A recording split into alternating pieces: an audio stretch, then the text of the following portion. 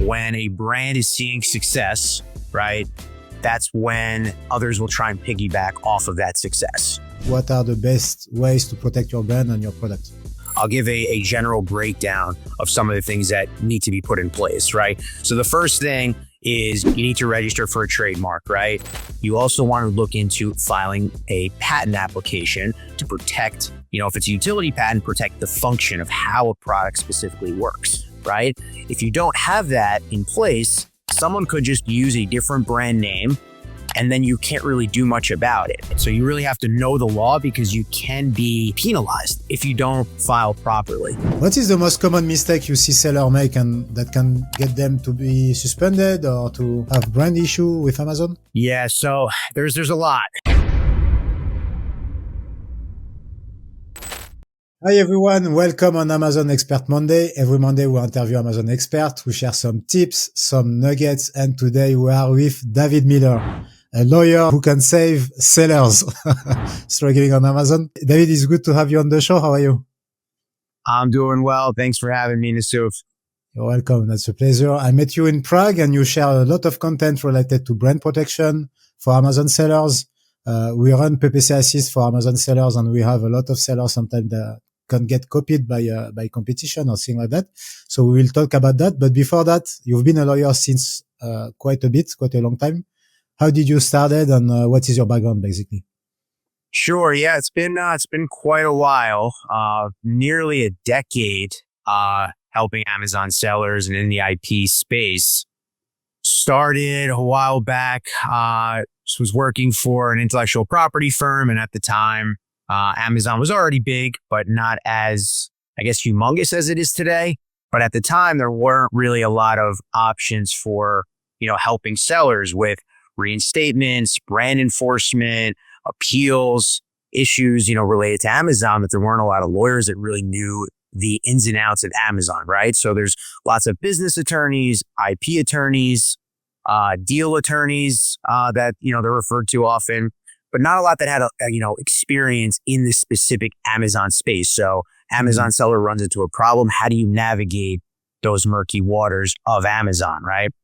So that's kind of where I started to learn just based on, there was a need for it.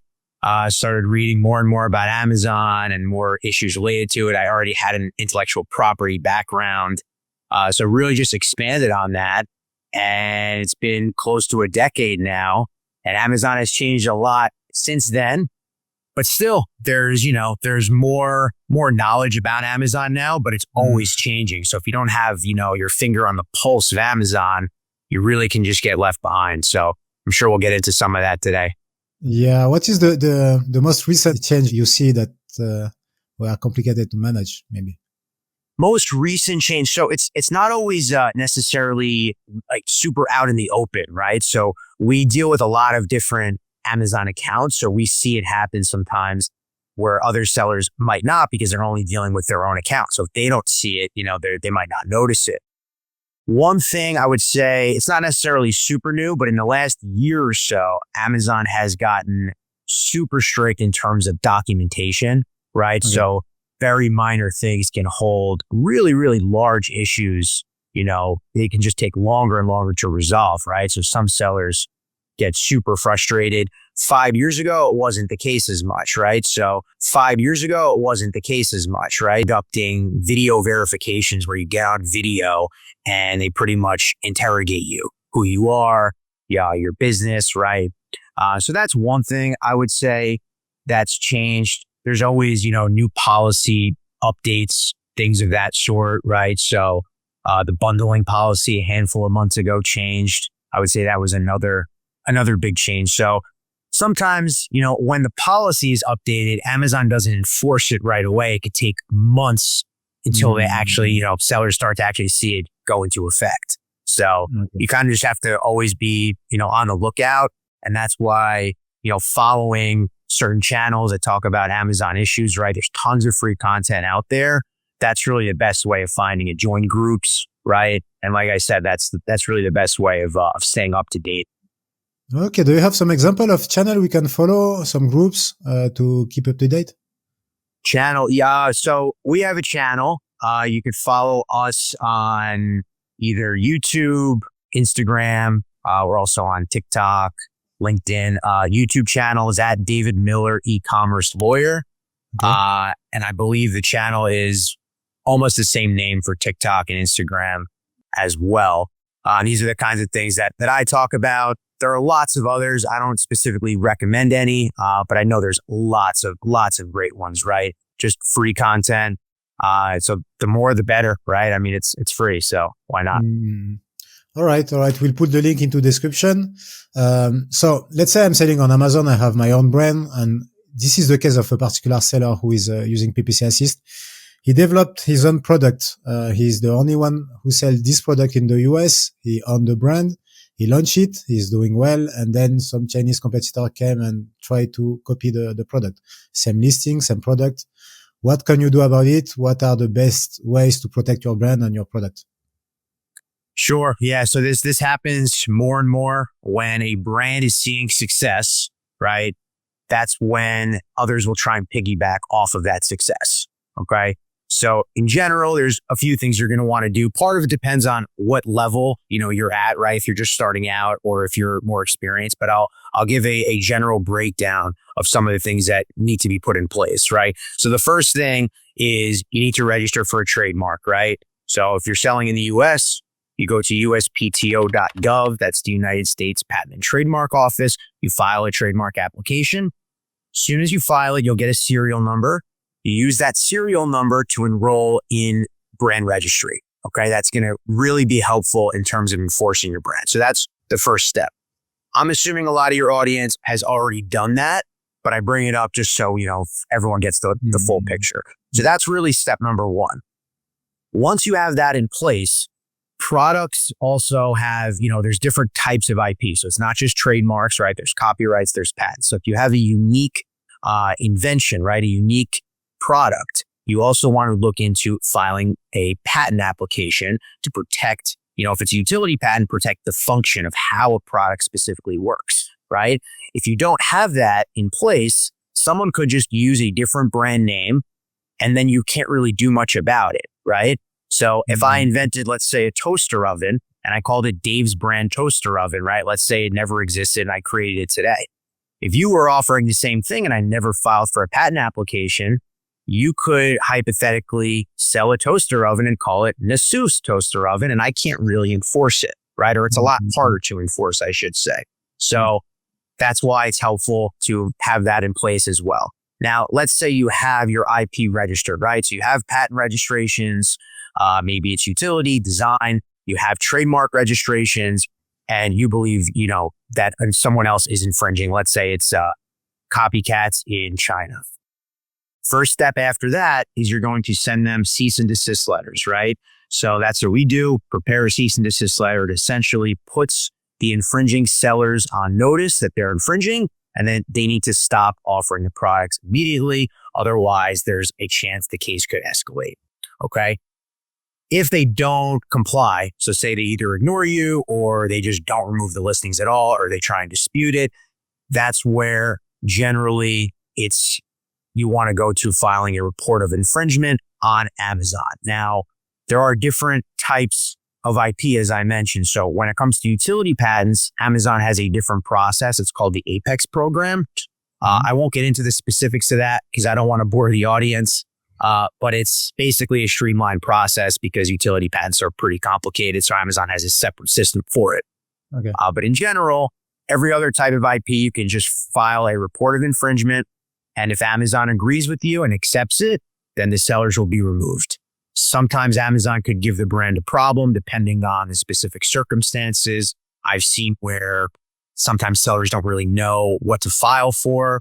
And in general, Amazon doesn't really like when sellers are filing IP complaints against their competitors for obvious reasons, right? They have an interest in filing these IP complaints because they'll get more of the sales, right? There's a pot of prospective buyers. If you wipe out competition, then the brand themselves can get more sales. But that doesn't mean it's not justified.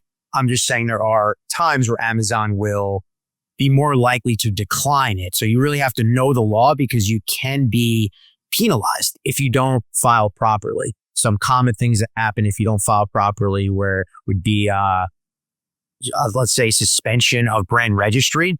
We've seen that happen.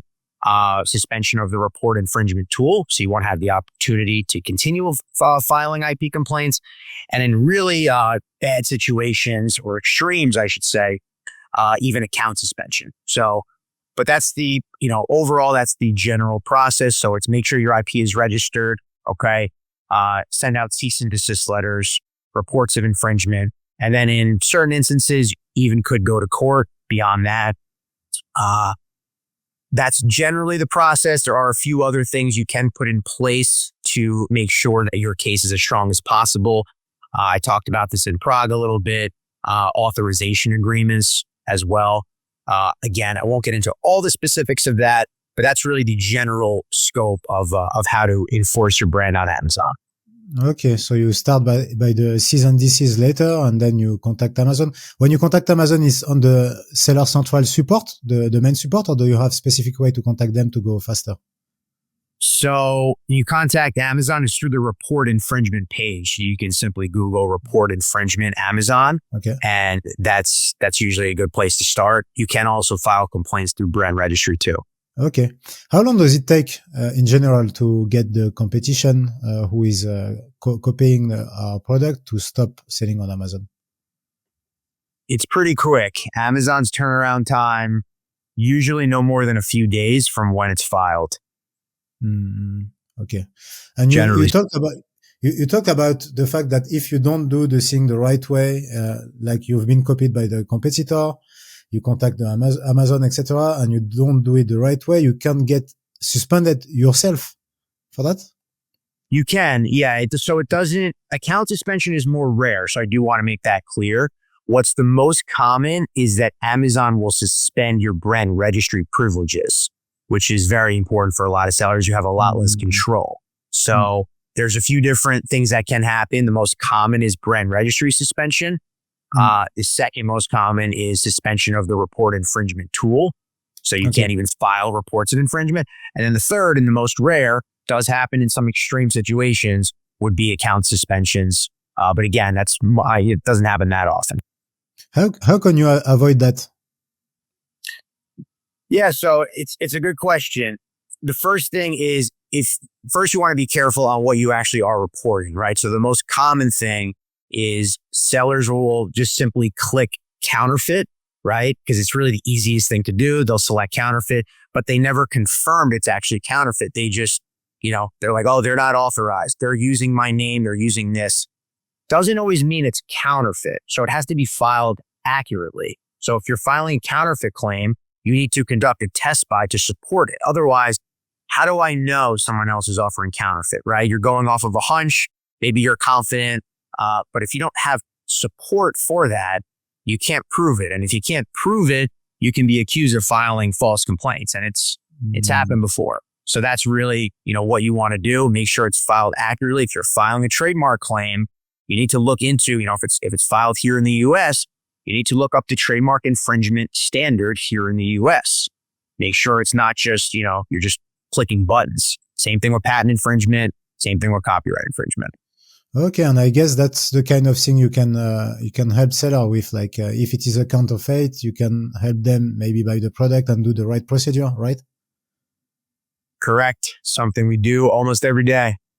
Okay, got it. What is the most common mistake you see seller make and that can get them to be suspended or to have brand issue with Amazon?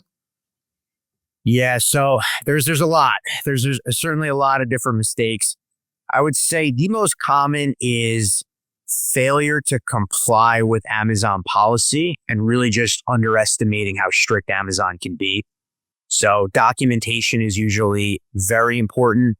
This applies maybe a little bit more to resellers where there's invoices and receipts at issue. So I won't get too into that because I know this is mainly a private label audience. But in addition to failure to provide documentation, I would say it's putting things on listings, so common keywords that you don't really have support to use, right? So there are times where a brand will notice that a specific keyword will get more clicks and result in more sales, but they but they're violating either, let's say, EPA policies or FDA regulations, things of that sort, maybe using a different brand name. And sometimes they'll do it in an interesting way where it won't be on the title of the listing, but it'll be maybe in a URL. It'll be in the back end somewhere. And that doesn't necessarily remove you from being on the hook. So I would say that's very common, in addition to multiple accounts, right? So multi-accounting. There are situations where you can have multiple Amazon accounts. Common example is if you have two different brands, it's not a problem, right? Amazon is pretty clear about this, right? There has to be a legitimate business reason to have multiple accounts. One of the examples they give is if you have two separate brands, Amazon's okay with it, okay? Another one is if you sell different types of goods, right? So if I sell apparel for account one, and then I sell electronics for account two, again, Amazon is okay with it, but they don't list every legitimate business reason. They say it has to be a legitimate business reason. They mention that the two examples I just gave are considered legitimate business reasons, but sometimes sellers will toe the line. And then if one account gets suspended, it could be a domino effect, and then you can get hit in all accounts. So these are just things to be hyper aware of. Okay. And one of the goal of most private label seller is to grow the brand, to sell it after that. What is the process to sell a brand on Amazon? I heard listening to a podcast of yours that you cannot just sell your brand like this. Amazon have to be okay with that, with the transfer of account. How does it? What is the process basically? I want to sell my brand. What do I need to do with Amazon, and what is the process? But you want to sell your entire business, right? Yeah, So this exactly. Yeah. It can get tricky. So first off, you need what's called an asset purchase agreement. So that's just the general agreement that transfers all the assets from party A to party B. But you also need Amazon's consent, prior consent. Okay. So a common scenario is I have an Amazon business. I want to sell it. I sell it to you. I never tell Amazon about it. Then we go into the Amazon account. We transfer everything, right? So the agreement signed. We go into the business information on the Amazon account. I transfer all of it from my name or my company to your name and your company, right? But I never mention it to Amazon. Now, sometimes nothing happens. The transfer is still smooth. And then you go on your merry way and you're selling for months or sometimes even years at a time. Okay. But here's what ends up happening, usually at some point, right? Keep in mind, we get the calls when there's something that goes wrong, not when there's sunshine and rainbows outside. So what tends to happen at some point in time, you'll have a listing flagged, or your account could even be flagged for something, right? Let's say Amazon either withholds funds or says that your account is at risk of deactivation, or you have to hop on a video verification call. Now, if you have to hop on a video verification call, they're going to want me on that call because the account was originally in my name. Okay. If you never got consent, now they're going to use that against you. Okay. That can result in an account suspension. If they are withholding your funds, they also will refuse to pay you. You're going to have to fight for those funds, and we can get into how you do that. But basically, it becomes an absolute mess. So that should be, I don't say this to scare anybody. It's more of just what I've seen. And I've been in contact with Amazon's attorneys for years. And this is something that they commonly use. It's in the business solutions agreement or the TOS. It's right there. It's pretty clear. So just make sure if you're ever exiting or your buy, this is really more for if you're buying the business, right? The person exiting, it's a little less risky for them. This is something you're going to want to know and make sure that when it's done properly. You don't want to even hear some of the stories that I've seen. You have to spend plenty of money to even try fighting it. And Amazon will throw the book at you. So that's, hopefully that's helpful. Yeah, that's incredible. Actually, when I saw that, I was like, okay, even when you sell your business, you need to have the agreement from Amazon, and they have to agree for that. So yeah, that's really interesting to know if you want to buy a business. Today with AI, you can ask a lot of questions. You can ask AI, can I do this on Amazon? Can I do this and that? What do you think about that? Do you think AI can help us be more compliant with Amazon, or do you see some gap that AI might miss? Yeah. So I think AI, I think it's a great place to start. Where I find people run into trouble is relying on it too much and also not reading, what it's generating.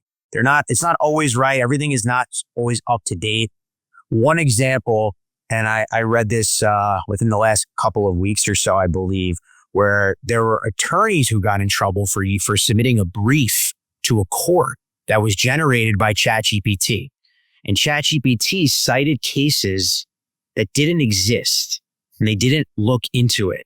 Those attorneys are in quite a bit of trouble. Okay. So the bottom line is, I think it's a good place to start, but you have to read what they're actually saying. I see too many people just copying and pasting it, and then it doesn't even make sense. It's not right. There's all kinds of errors in it. So it's a good place to start. I wouldn't just completely rely on it. If you want to use it, make sure you're reading it, right? Because every factual situation, like the law changes depending on what the facts are, right? So there's rules of law that are generated by specific factual circumstances. So what happens? You change the facts, the law might not be the same exact thing, right? So you have to keep that in mind. Again, I think it's a great place to start. I don't want people to just rely on it completely. So, that's the world we live in. I think it's going to get better and better. But I think some of these things do need to be verified. Okay. Do you use AI in your job? I use it for certain things, like we post our own content as well. So I use it to try and help with some descriptions in terms of describing things.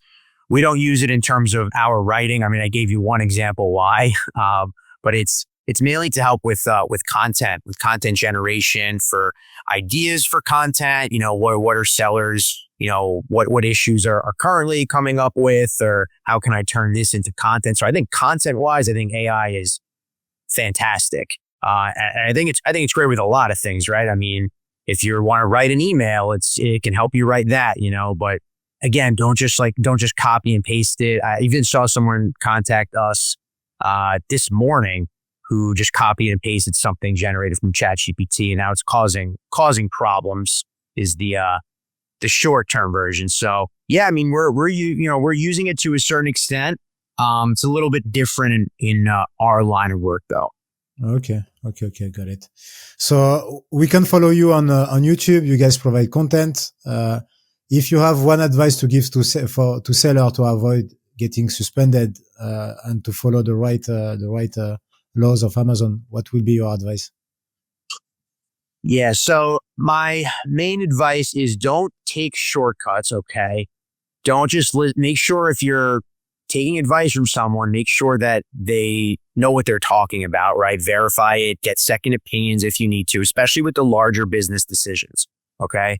And don't underestimate Amazon. Okay. I think a lot of sellers are, the more experienced sellers know that at this point, because we've seen and heard lots of horror stories. So that's my main advice, is make sure to verify any information that you're getting. Okay. When in doubt, if it's a legal issue, get in contact with an attorney.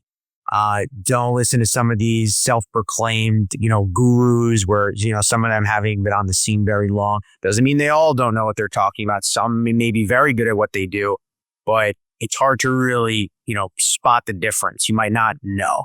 So verify, don't underestimate Amazon, and move forward.